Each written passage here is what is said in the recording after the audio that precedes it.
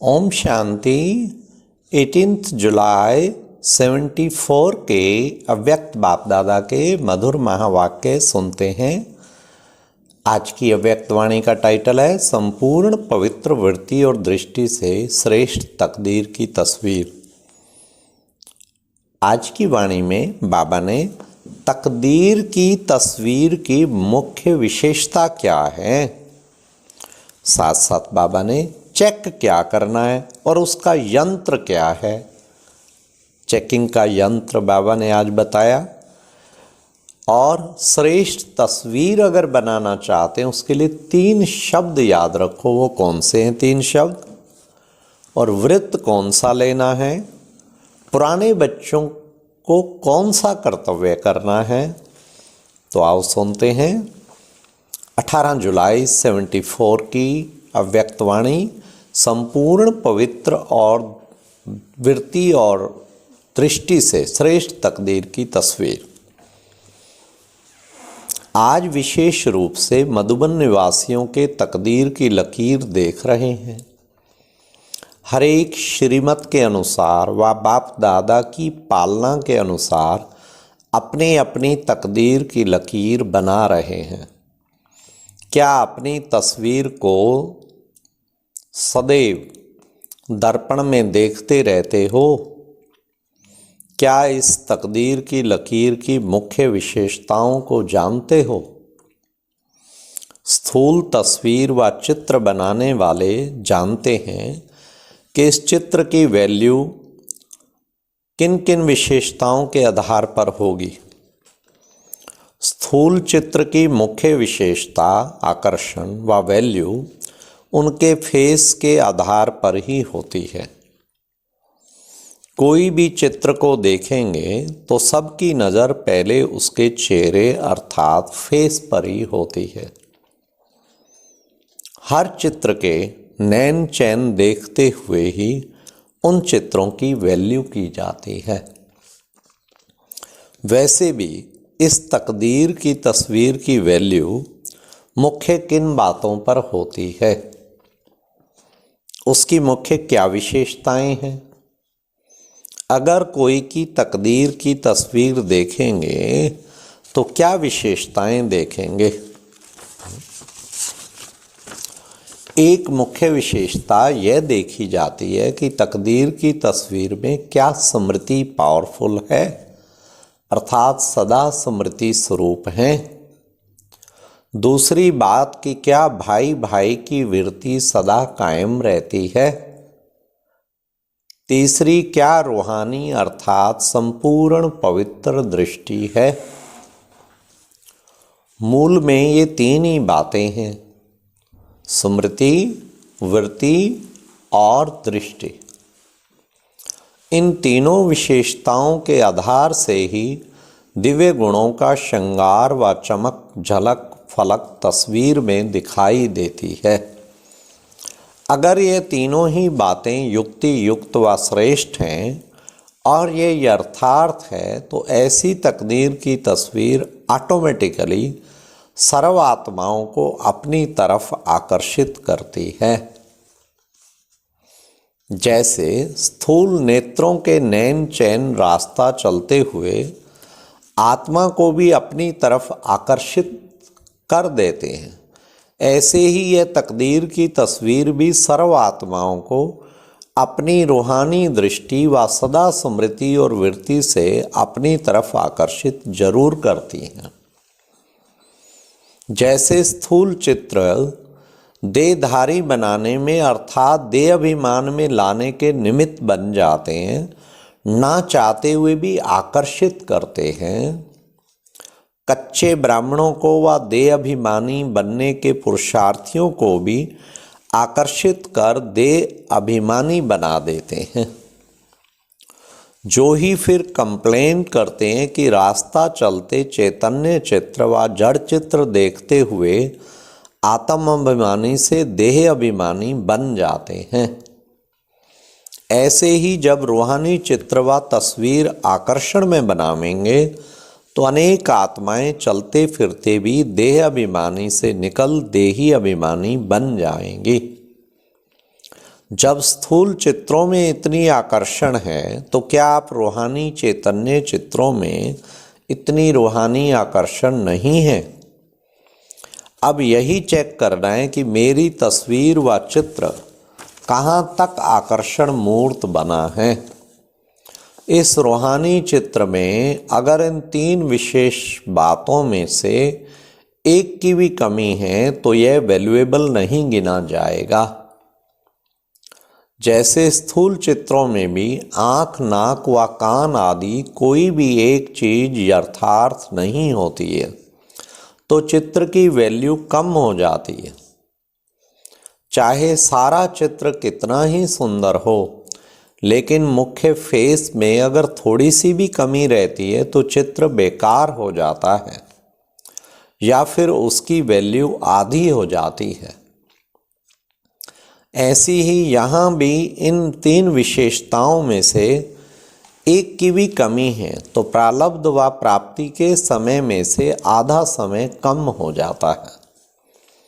अर्थात 16 कला से 14 कला हो जाने से आधी वैल्यू हो गई ना। इसलिए इन तीनों ही बातों की हर समय चेकिंग चाहिए। अच्छा, तो क्या ऐसी चेकिंग करते हो? क्या चेकिंग का यंत्र जानते हो? यंत्र द्वारा ही तो चेकिंग करेंगे ना। वह कौन सा यंत्र है कि जिससे अपने को चेक करो? यंत्र है बुद्धि, लेकिन दिव्य बुद्धि का नेत्र ब्राह्मण बनने ही देते हैं।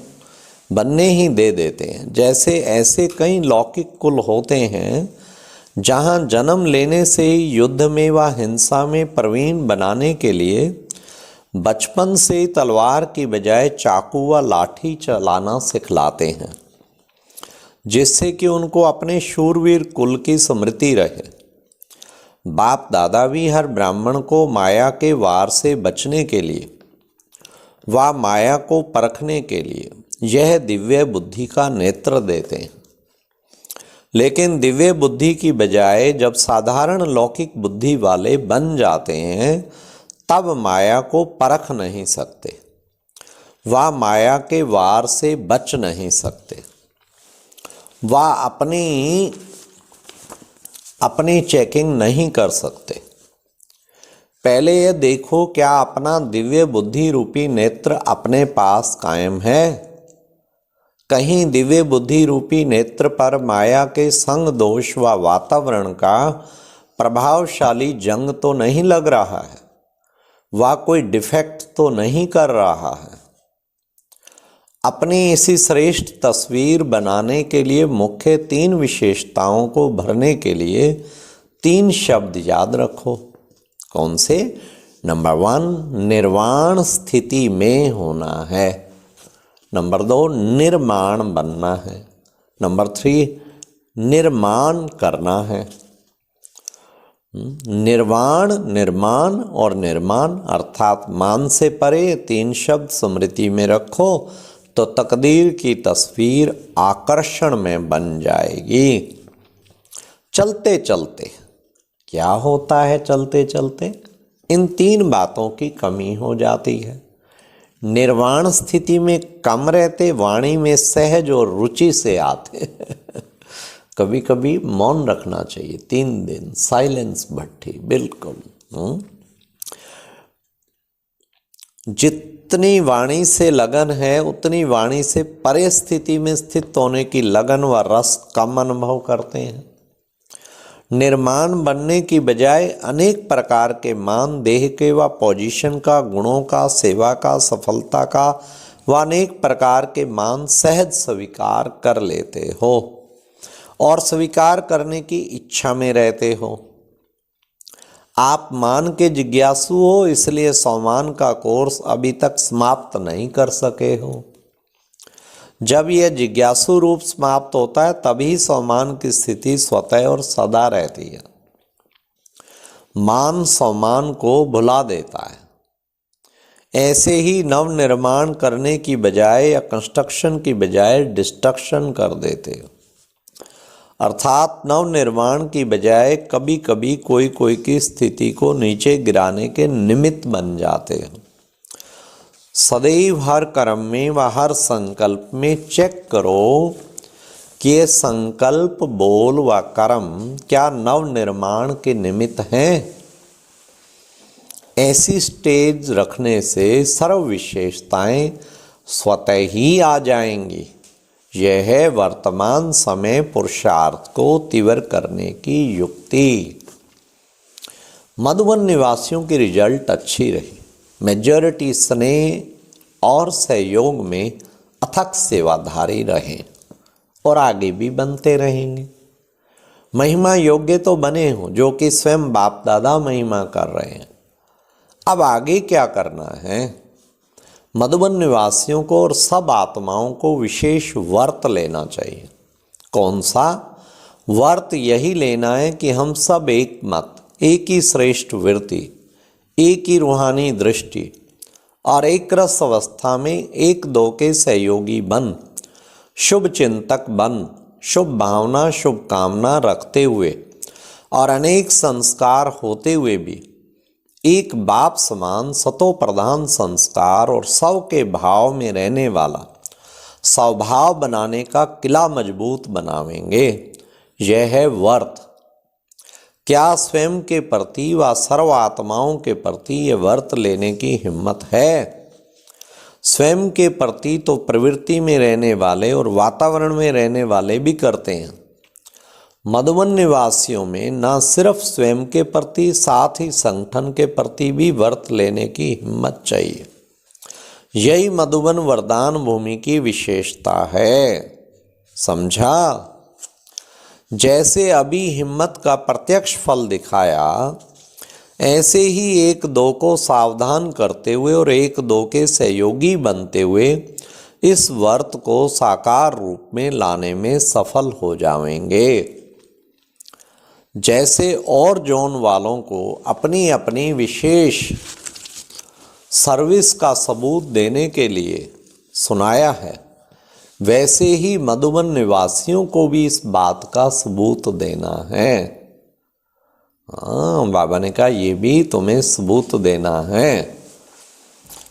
तो विशेष पालना लेने के बाद अन्य आत्माओं की पालना करने के निमित्त बन जाते हैं।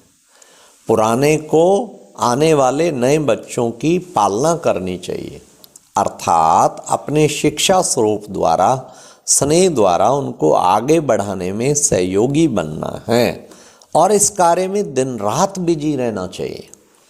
यह व्यक्त पार्ट भी विशेष नयों के लिए है और पुराने को तो बाप के समान बन नई आत्माओं की हिम्मत और उल्लास बढ़ाना है। जैसे बाप दादा ने बच्चों को अपने से भी आगे रखते हुए अपने से भी ऊंचा बनाया, ऐसे ही पुरानों का कार्य है नयों को अपने से भी आगे बढ़ाने का सबूत देना और सर्व शिक्षाओं को साकार स्वरूप में दिखाना है। पालना का प्रैक्टिकल रूप रिटर्न रूप में देना है। अच्छा, ओम शांति। ये थे आज के बाप दादा के महावाक्य। सदा 3 शब्द निर्माण, निर्वाण और निर्माण करना। ओम शांति।